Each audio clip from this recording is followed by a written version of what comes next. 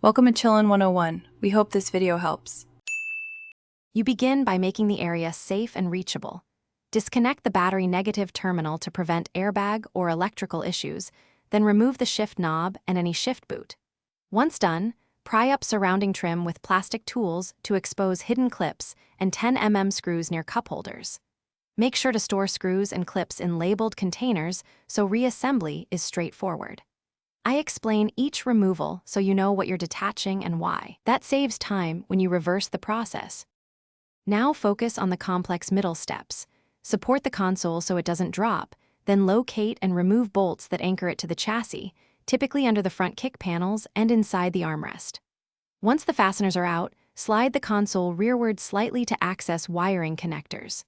Carefully unplug power outlets, USB, HVAC controls, and any park brake or sensor switches.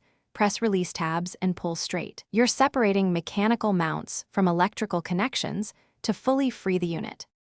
For final removal, lift the console clear while guiding loose cables through openings so no trim is torn. Make deliberate small adjustments and keep one hand supporting the weight. Inspect connector pins and grommets as you go and replace any broken clips before reinstalling. Once the console is out, reseat the battery and test all functions, USB, outlets, HVAC, park brake lights, before bolting everything back.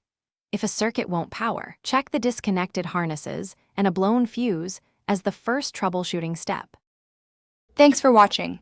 Consider subscribing if we helped you.